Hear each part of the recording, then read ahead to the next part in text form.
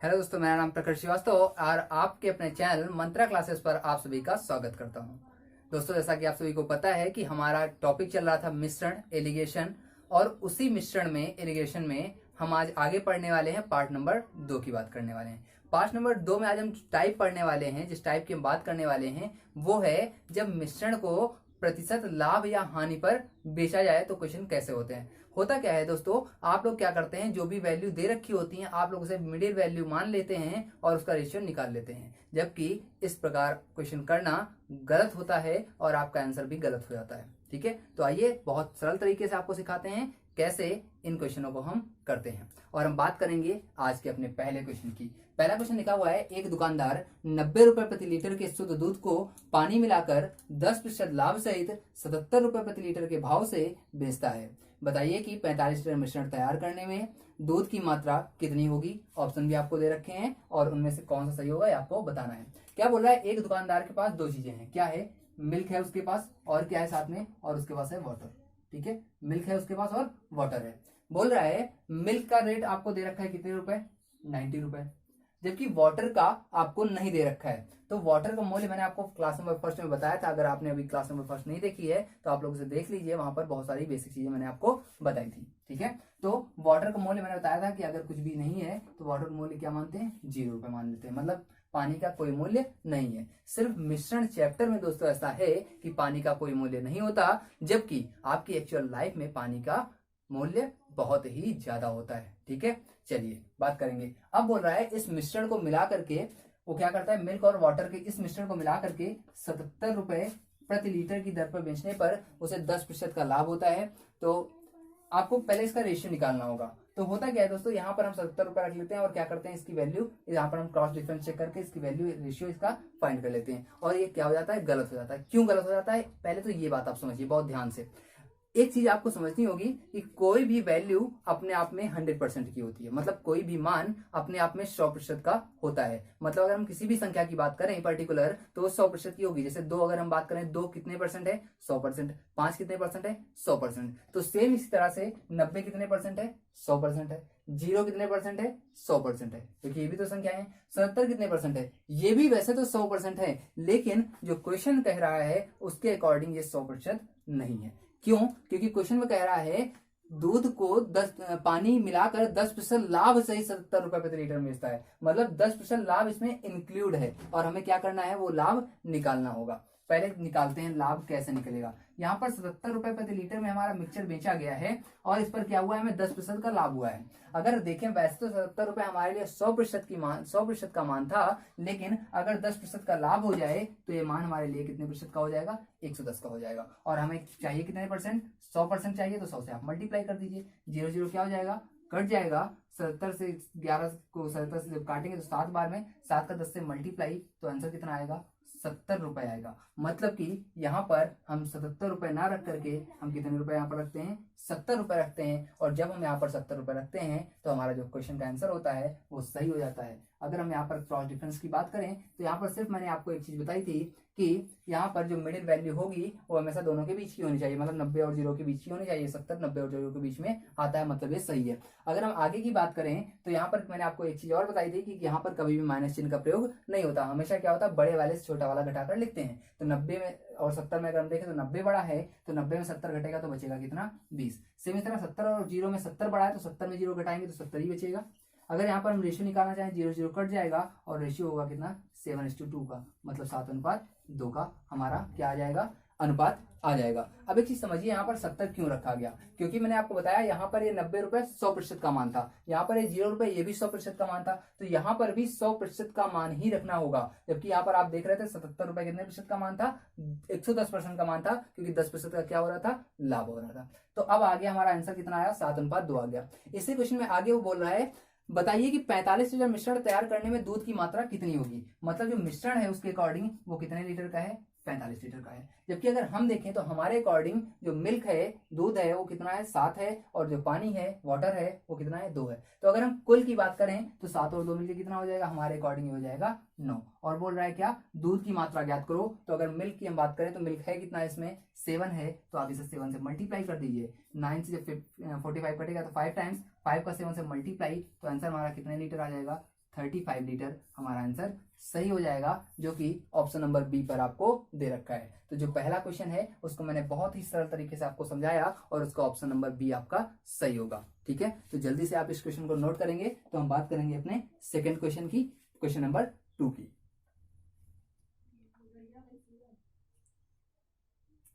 चलिए हम बात करते हैं अपने क्वेश्चन नंबर 2 की। क्वेश्चन नंबर 2 क्या है इसकी बात करते हैं।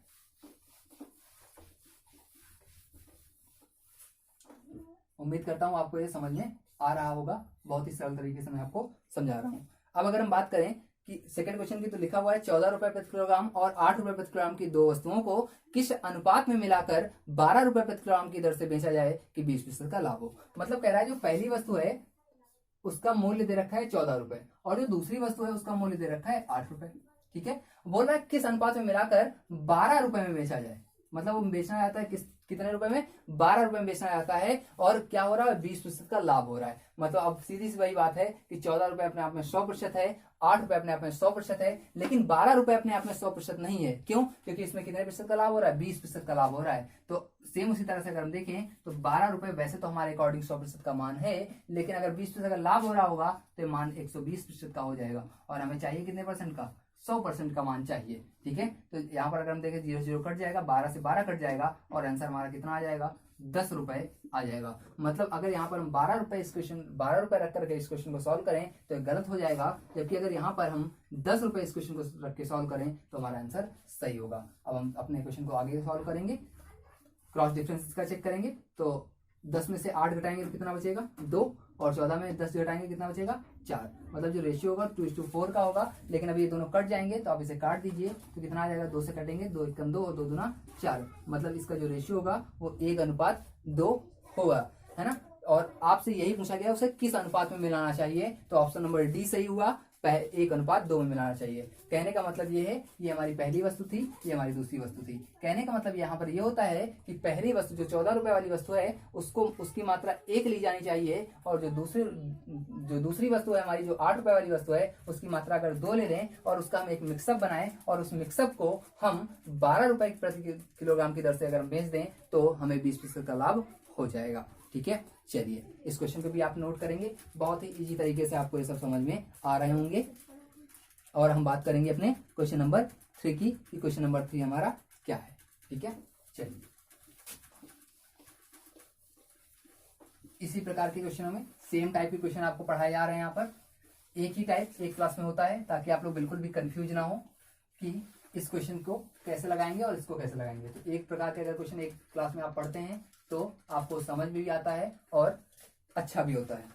तीसरे क्वेश्चन की अगर हम बात करें तो लिखा हुआ है 10 रुपए प्रति किलोग्राम का चावल और 16 रुपए प्रति किलोग्राम का चावल किस अनुपात में मिलाकर 18 रुपए प्रति किलोग्राम के भाव से बेचा जाए कि 20% का लाभ हो। बोल रहा है 2 प्रकार के चावल हैं, एक 10 रुपए प्रति किलोग्राम का चावल है और दूसरा बोल रहा है 16 रुपए प्रति किलोग्राम का चावल है। अब बोल रहा है किस अनुपात में मिलाकर बेचा जाए कि 18 रुपए प्रति किलोग्राम में बेचने पर इसे क्या हो, इसे 20% का क्या हो जाए, लाभ हो जाए। ठीक है, तो सबसे पहले आप देखेंगे ये पहले प्रकार का चावल है 10 रुपए वाला और ये दूसरे प्रकार का चावल है 16 रुपए वाला। यहाँ पर जो 18 रुपए दे रखा है, बोला इससे बेचने पर क्या होता है, 20% का लाभ होता है। अगर 18 रुपए में बेचने पर 20% लाभ होता है तो वैसे तो 18% हमारे लिए 100 का मान था, लेकिन 20 का लाभ हो गया तो मान हो गया 120 का, और हमें वैल्यू किसकी चाहिए थी, 100 की चाहिए थी। 100 से मल्टीप्लाई कर दिया। तो अगर यहाँ पर देखें तो 0 0 कट जाएगा, 6 से काटेंगे 6 दूना 12, 6 से काटेंगे 6 3 18। अब अगर हम देखें 2 से 10 कट जाएगा 5 बार में, 5 का 3 से मल्टीप्लाई करेंगे तो आंसर हो जाएगा कितने रुपए, 15 रुपए। तो यहाँ पर 18 रुपए ना रख करके हम कितने रुपए रखते हैं, 15 रुपए रखते हैं और हमारा आंसर सही होगा। फिर अब यहाँ पर हम क्रॉस डिफरेंस का चेक कर लेंगे कितना होगा। 16 में 15 जाएगा तो बचेगा 1, 15 में 10 जाएगा तो बचेगा 5। मतलब वो अनुपात क्या होगा, 1:5 का होगा, मतलब 1:5 होगा। आपसे ये अनुपात ही पूछ रहा है तो ऑप्शन नंबर बी सही हुआ इसका, A 1:5। ये भी सेम प्रीवियस वाले क्वेश्चन नंबर 2 की तरह था। तो ये भी आपको बिल्कुल आसान तरीके से समझ में आ गया होगा कि कैसे लगाया गया है। और इसी के साथ हम एक और नेक्स्ट क्वेश्चन की बात करेंगे, क्वेश्चन नंबर 4 की बात करेंगे।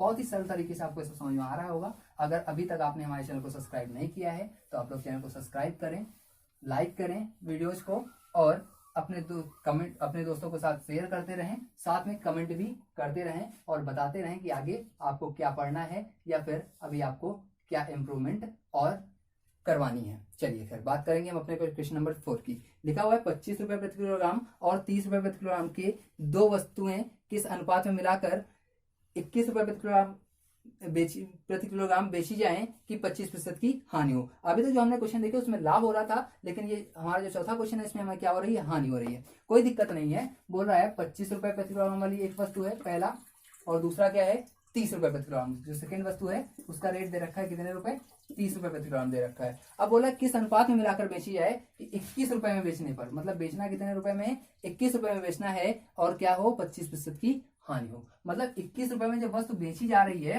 तो 25% की हानि हो रही है। अगर 21 रुपए में बेचने पर 25% की हानि हो रही है, वैसे तो 21% हमारे लिए 100 की वैल्यू है, लेकिन अगर यहाँ पर 25% की हानि हो रही होगी तो ये वैल्यू 100 की नहीं रह जाएगी, और ये वैल्यू सिर्फ कितने की रह जाएगी, 100 में से 25 घट जाएगा, मतलब रह जाएगी फिर कितने की, 75 की। तो ये वैल्यू हो गई 75 की, हमें चाहिए किसकी, 100 की। अगर हम देखें तो 25 से काट देंगे, 25 यहाँ 75, 25 को 100, 3 से 21, 7 को 28, मतलब जो इसका आंसर हुआ वो कितने रुपए रखना होगा हमें, 28 रुपए। तो 21 ग्राम क्या करेंगे, 28 रुपए रखेंगे और आंसर हमारा क्या हो जाएगा, फाइनल निकल के आ जाएगा।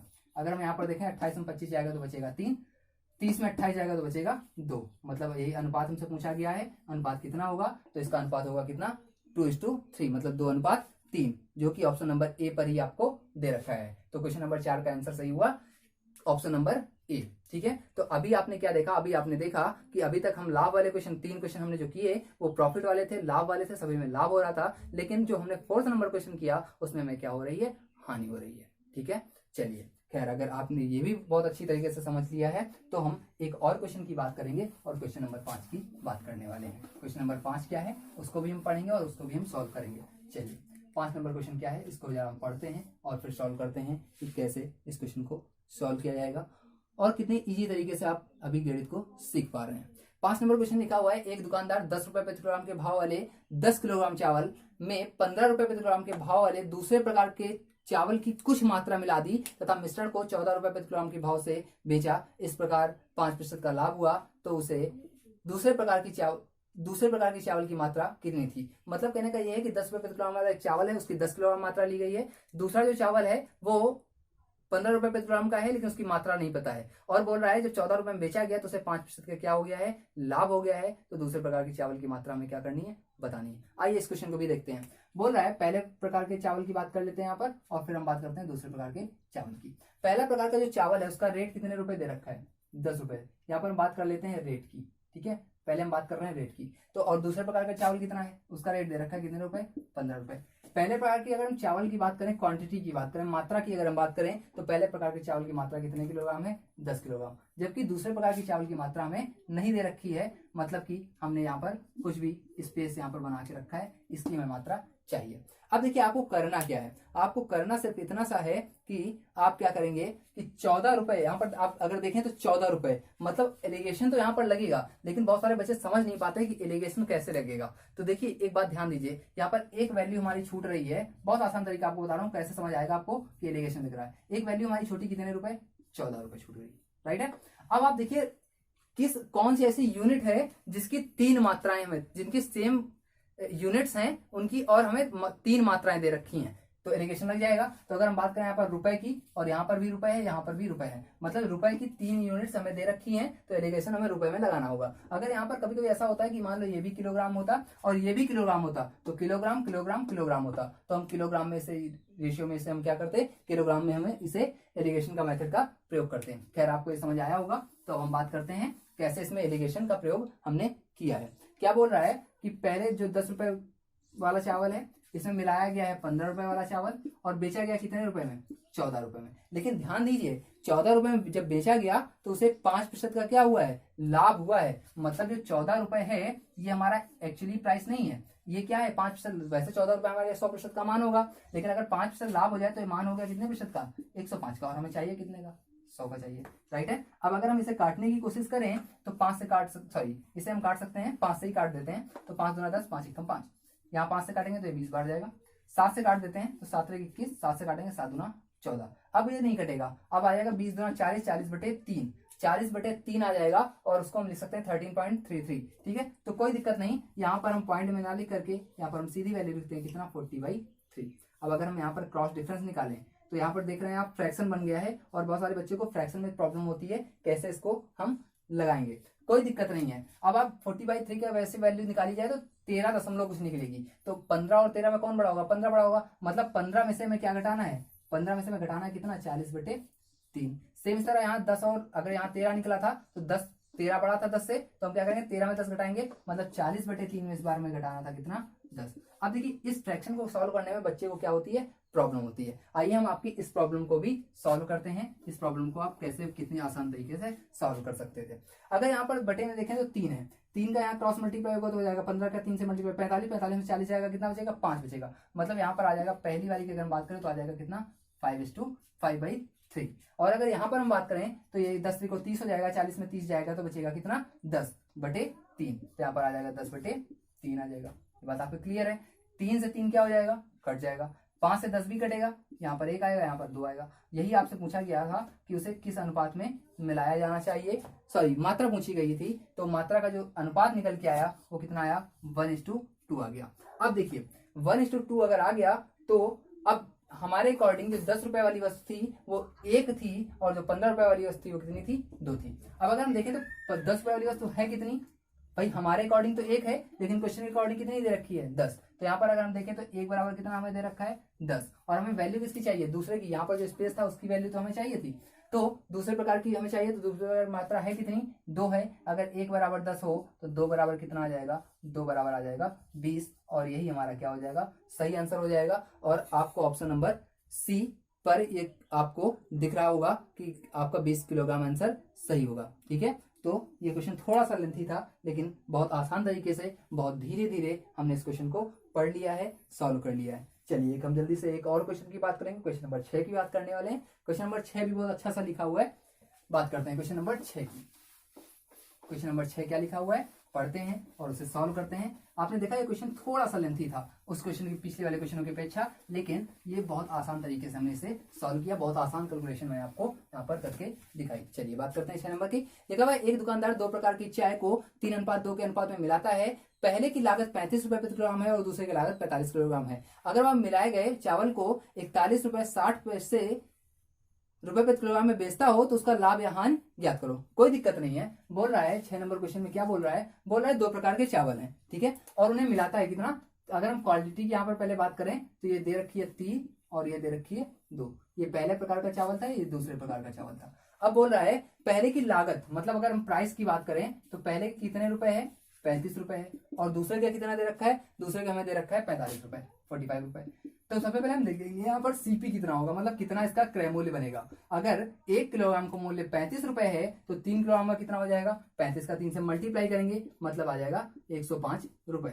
यहाँ पर 1 किलोग्राम का मूल्य 45 रुपए है तो 2 किलोग्राम कितना हो जाएगा, 90। अगर यहाँ पर 105 रुपए खर्च हुए, यहाँ पर 90 रुपए खर्च हुए हो, तो कुल कितने रुपए खर्च हो गए, तो भाई कुल खर्च हो गए कितने, 195 रुपए। और ये हमारा क्या हुआ, ये हमारा हुआ सीपी। कहने का मतलब ये कि अगर 35 रुपए वाले हम 3 किलोग्राम वस्तु खरीदें, 45 रुपए वाले हम 2 किलोग्राम वस्तु खरीदें, तो हम कुल मार्केट में 195 रुपए खर्च करके आएंगे और वो हमारा क्या कहलाएगा, क्रय मूल्य कहलाएगा। अब बोला इस मिश्रण को क्या कर दिया गया है, बेच दिया गया है। कितने रुपए में, 41 रुपए 60 पैसे में। तो अगर बात करें मिश्रण की तो 3 2 कितने किलोग्राम हो गया, 5 किलोग्राम मिश्रण है और कितने रुपए में बेचा गया है, 41 रुपए और 60 पैसे में बेचा गया है। तो कितने रुपए हमें मिले होंगे जरा देखते हैं, 6 पंचे 30, मतलब 3 रुपए आ जाएंगे यहाँ पर, तो कोई दिक्कत ही नहीं है। और 41 का जब 5 से करेंगे तो 40 पंचे 200 और 205 और 3 208 रुपए, मतलब कुल 208 रुपए हमें मिले होंगे।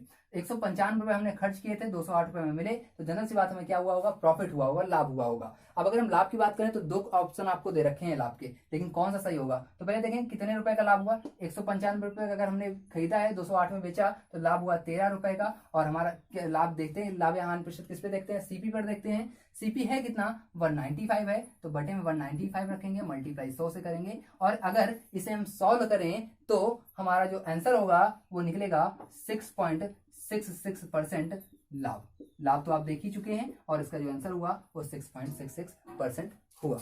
ठीक है, आज की क्लास यहीं तक दोस्तों, मिलेंगे हम आपसे नेक्स्ट क्लास में, पार्ट नंबर 03 में। तब तक के लिए बाय बाय, टेक केयर, पढ़ते रहिए और वीडियो को देखते रहिए, लाइक सब्सक्राइब शेयर करते रहिए। Okay bye, thank you.